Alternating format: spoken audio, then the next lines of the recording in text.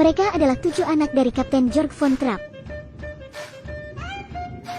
Mereka tumbuh dengan dididikan ala militer. Tapi faktanya, sifat nakal anak-anak masih sangat kental pada diri mereka. Tidak ada guru yang mampu bertahan lama, paling lama mereka mengajar hanya 2 jam per hari saja.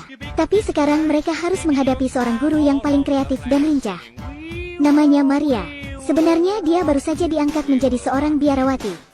Tapi karena polanya yang lincah dan bersemangat, pihak biara tidak bisa berbuat apa-apa untuk menegurnya.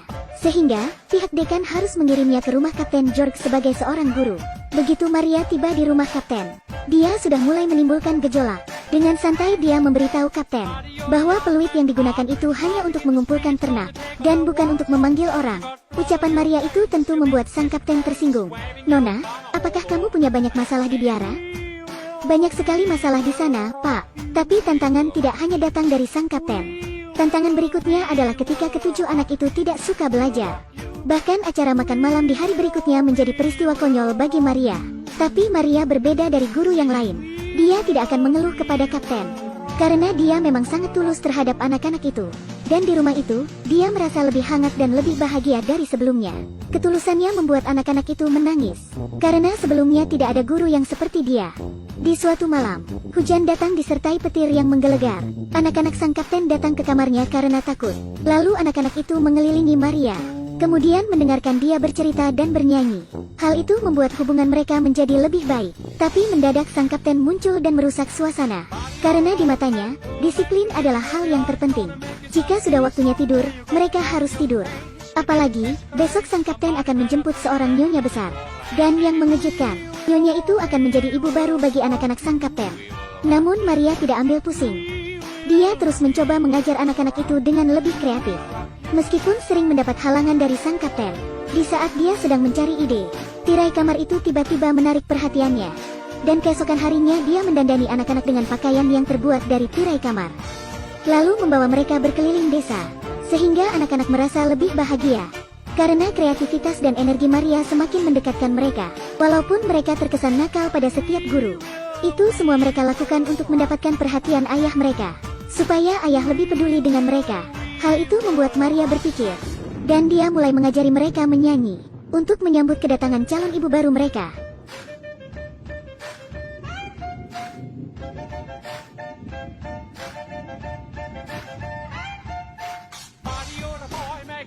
Tapi kemudian masalah mulai muncul, dengan gaya mengajarnya yang bersemangat, dan memberi anak-anak pakaian yang tidak seharusnya, sampai dengan membiarkan anak-anak memanjat pohon, bahkan bermain di danau yang airnya kotor, membuat Kapten cemas.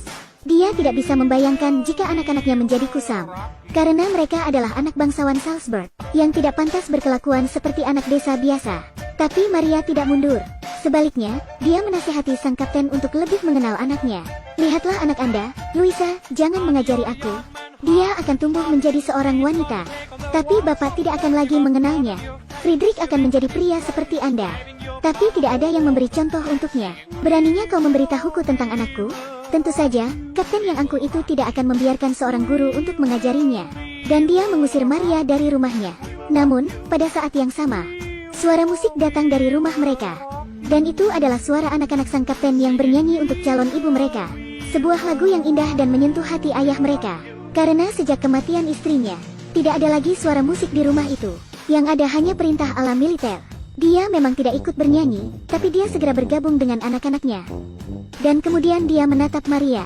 Melihat wajah Maria yang sedih, pria yang keras itu harus mengakui bahwa hanya Marialah yang bisa membawa kembali musik ke dalam rumahnya. Lalu dengan tegas dia mau mengakui kepada Maria bahwa dia salah, dan memintanya untuk tinggal. Hal itu tentu saja membuat Maria sangat senang. Dan persiapan pertama mulai dilakukan. Untuk menyambut sang nyonya besar, mereka menyiapkan pertunjukan boneka tentang seorang gembala yang kesepian. Gembala yang tinggal di kota terpencil. Semua hewan mendengar dia bernyanyi. Suaranya sangat bagus dan merdu. Pertunjukan yang sangat luar biasa. Bahkan sahabat sang Kapten pun meminta mereka untuk bernyanyi untuknya. Tapi tentu saja, Kapten tidak memperbolehkan. Kemudian, Maria dan anak-anak meminta Kapten untuk bernyanyi.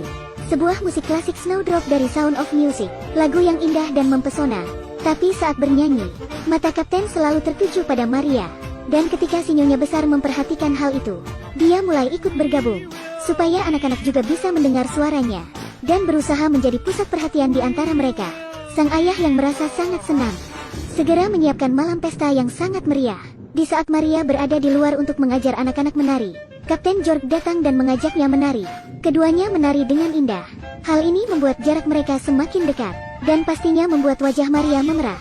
Sementara mata sang kapten tenggelam dalam cinta, Maria juga menyadari ada yang tidak beres dengan hatinya, sehingga dia bergegas kembali ke kamarnya. Apa yang terjadi jika seorang pekerja jatuh cinta pada atasannya? Itulah yang Maria rasakan saat itu.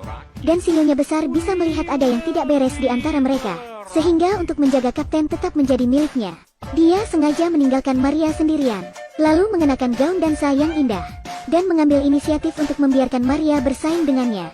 Itu adalah sebuah cara untuk menghancurkan jiwa Maria sebagai seorang biarawati. Benar saja, Maria tidak bisa menerima bahwa dia jatuh cinta dengan sang kapten.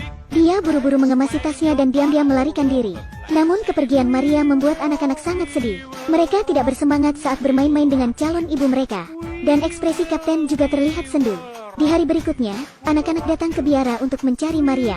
Tapi mereka mendapat jawaban yang mengejutkan, bahwa Maria menolak untuk bertemu siapapun, karena dia memang sedang galau. Lalu dia bercerita kepada pimpinannya tentang bagaimana bersikap menghadapi kapten. Tapi pemimpin biara itu menganjurkan supaya dia tenang. Kemudian dia meninggalkan Maria untuk bisa berpikir lebih baik. Karena itulah alasan mengapa dia meminta Maria untuk menjadi tutor. Dan itulah takdir kehidupan yang meneguhkan hatinya. Besoknya, Maria kembali ke rumah kapten. Anak-anak sangat bahagia menyambutnya. Walaupun kemudian berita yang menyedihkan datang, yaitu, besok kapten akan menikahi si nyonya besar. Maria hanya bisa tersenyum dan berharap mereka bahagia. Apakah kamu akan tinggal? Hanya sampai guru berikutnya datang. Dan malam harinya, Maria berjalan-jalan sendirian di danau. Sementara sang kapten tidak pernah mengalihkan pandangan darinya. Tapi tiba-tiba, si nyonya besar menyusulnya.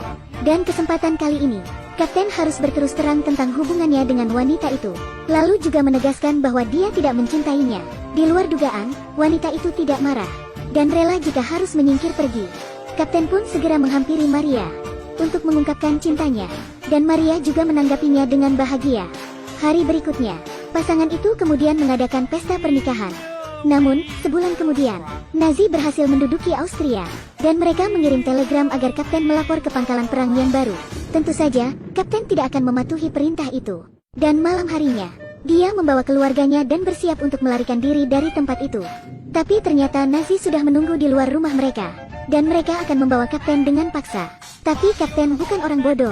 Ia beralasan akan bernyanyi di sebuah konser. Untungnya, seorang teman telah mendaftarkannya ke konser itu.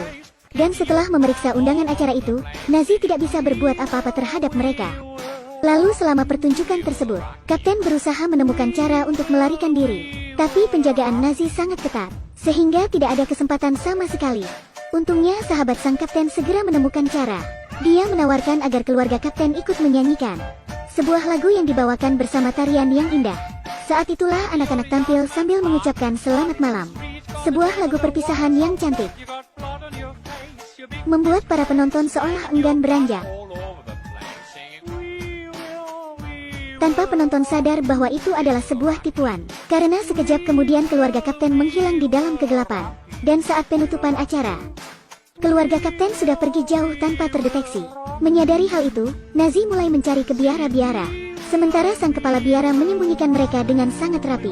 Tapi seberapa keras mereka mencari, mereka tidak dapat menemukan keluarga sang kapten. Dan mereka harus pulang dengan geram. Tapi ketika mereka mengira semuanya sudah aman, ada seorang tentara bersembunyi di sudut dan menunggu mereka keluar, sehingga lokasi mereka terungkap. Hal itu membuat keluarga itu harus melarikan diri dengan mobil mereka. Tentara Nazi juga tidak tinggal diam, mereka pun mengejar. Tapi keluarga sang kapten sangat beruntung. Mereka bisa melewati perbatasan. Inilah sebuah cerita klasik yang penuh drama, dengan lagu-lagu yang indah dan latar belakang pemandangan yang cantik. Wah, kalian harus nonton film ini. Rekomen